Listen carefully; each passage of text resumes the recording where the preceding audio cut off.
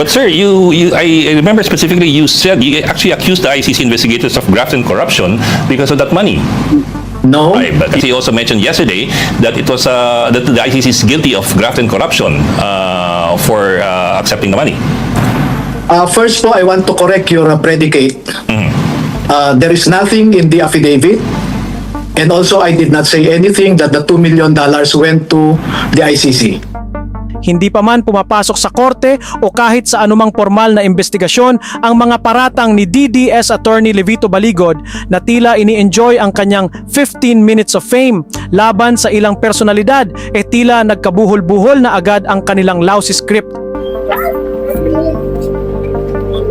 Pero heto na nga si Baligod, nagtungo na sa Office of the Ombudsman para isubmit daw ang affidavit ng sinasabing 18 former Marines na ilan umano sa kanila ay hindi naman naging miyembro ng Philippine Navy at dishonorably discharged pa. Nirefer namin sa Office of the Ombudsman para magkaroon lamang ng prima facie proof na merong offense na nakumit at ang mga napangalanan doon ay maaaring guilty sa mga offenses na ito. Ano ang mga offenses na ito? Ito ay mga pupwedeng violations ng Republic Act 3019 o yung Anti-Graft and Corrupt Practices Act. Number 2, yung Republic Act 6713 na nagbabawal na tumanggap ang mga opisyal ng kahit anumang regalo at kailangang ang isumite nilang SALN o yung Statement of Assets, Liabilities and Net Worth ay dapat totoo at hindi falsifikado.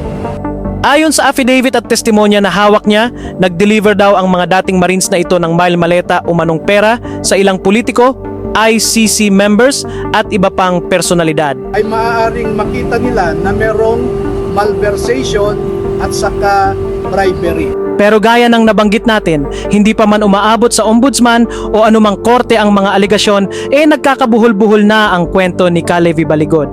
Sa isang interview, umamin siyang nagkamali o in error niyang naisama ang pangalan ni Representative Laila De Lima sa kanyang listahan. Naging kinatawan lamang po ng isang party list si Ginang De Lima dito lang pong 20th Congress. Ano pong paliwanag po dito, attorney? Totoo po yun na 2025 lang siya, no? Pero ang binabanggit kasi nila noon ay nakakasama siya sa mga meeting pagpatungkol sa ICC, no? Kaya nilagay ko na lamang siya sa mga miyembro ng Congress. Pwede pong error yon, no, on my part. Pero yun po ang sinasabi nila na si Congresswoman Laila De Lima ay pumupunta sa townhouse na yon at paglabas niya ay meron siyang bit-bit na paper bag na pera ang laman nun kasi familiar sa amin yung paper bag dahil kami ang bumibili ng mga paper bags na yan at kami rin ang nagdadala, no? So yun po.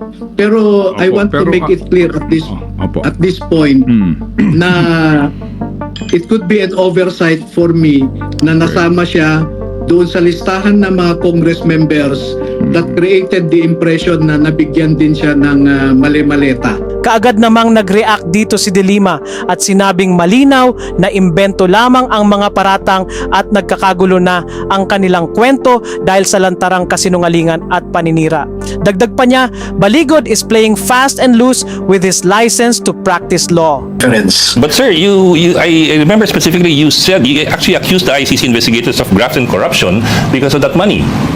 No. Yes, sir. We can review the sir. Yes. It's We can your live review is still on Facebook. Hindi lang diyan natatapos ang issue. Sa interview niya sa One News with Ed Lingao at mga kasamahan ng huli, either bobo lang talaga si Baligod at hindi nakakaintindi ng simpleng tanong o umiiwas siya sa diretsong sagot. Yun po ang sinasabi ko na merong corruption, merong bribery na maaaring committed by the ICC investigators. And But sir, if you look didn't at you just the affirm what they said? Well, sir, that's what I was asking. So you did say nga na the ICC investigators may have committed graft and corruption.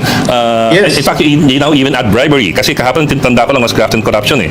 Nang makorner siya kung bakit kailangan pang i-convert sa dolyar ang daang milyong halaga ng pera, kung dito lang naman gagastusin sa Pilipinas, eto na lang ang kanyang naging sagot. That is why nagpapapalit sila sa dolyar amounting to $2 million. I asked that kasi it's not just a bit, it's quite complicated to convert 56 times 2 million pesos to $2 million. Isn't that a very roundabout way of going about it and needlessly complicated? Not unless you're implying that it was money that they were supposed to bring out. I cannot speculate on that, Mr. Ed. No, sorry. Kung gaano siya kayabang sa kanyang DDS presscon, ganito naman siya kabobo at kamong tupa sa mga interviews. Para maklaro lang, no? Nag-deliver sila sa Ilocos Norte, sa bahay mismo. May iba pang napansing butas ang mga mapanuring netizens. Hindi raw sa paway nakatira si PBBM sa Ilocos Norte na taliwas sa naging pahayag ni Baligod sa kanyang presscon na hitik sa destabilization. Sa Paway, sa bahay ni BBM. Sa kanilang mismong presscon sa bisperas ng ICC Confirmation of Charges at EDSA Anniversary, napansin din ng mga netizens na nagpapasahan ng mic ang mga ex-soldiers. Nakapag-deliver po ba kayo ng maleta sa Malacanang at or sa bahay po ni Pangulong Marcos?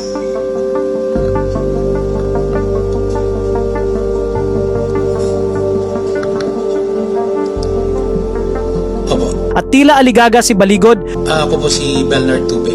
Nakapag-deliver po kami.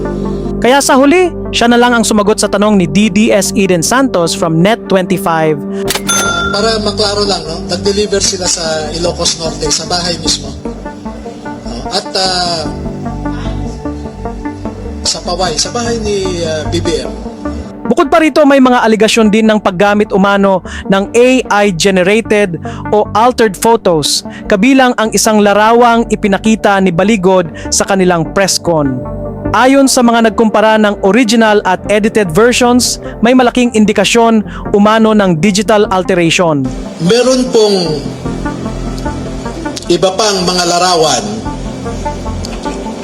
na sa tamang forum later ay maglalahat pa kami ng karagdagang mga ebidensya.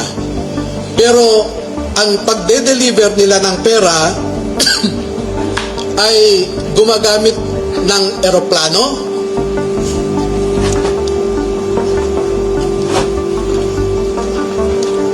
gumagamit din sila ng helicopter. Ganito po ang mga dinideliver sa mga bahay ng ilang mga mambabatas. Sa isang interview naman kay Senator Ping Lacson sa Senado, napansin daw ng senador na mathematically impossible ang daang bilyong pera na idiniliver umano ng mga dating sundalo. Sinabi nila 805 billion yung napunta, yung pinamahagi o napunta kay Congressman Saldico. Well, from 2023 to 2025, ang total amount ng flood control projects, 1.13 trillion. So kung ang napunta kay Congressman Saldico allegedly 805, that's at least 70% of the total appropriations for the same period sa flood control projects. So puro ghost na yung nandun. Saan manggagaling yung napunta kay Bernardo? Saan ang napunta kay Alcantara? Parang sobra computation. Medyo mathematically impossible kasi meron pang nakuha si na Bernardo, meron pang nakuha si na Alcantara. Ano yung pinangsugal ni na Alcantara? Maliban diyan, duda rin si Lacson sa timing ng paglabas ng isyong ito at sa tingin niya ay may destabilization aspect daw ito. Kasi bisperas ngayon, kahapon, bisperas ng EDSA, 40th EDSA 1, yung people power. Bakit tinaming kahapon yung, tsaka bakit sila sa Club Pilipino? Symbolic. Kasi yan din ang pinanggalingan nung EDSA 1 natin di ba? So ano yung Sa akin kung ako yung mukhang merong political color, not just political color, mukhang merong destabilization na aspect. So kung sa mga naunang pahayag pa lang ni Baligod ay marami ng inconsistencies at butas, mas lalo itong masusuri kapag umabot sa legal scrutiny. Ang tanong ngayon, kung dito pa lang ay sablay at palpak na ang ilang detalye, gaano katibay ang iba pa nilang ebidensya at mga testigo kapag naharap na sa mas mahigpit na pagsusuri?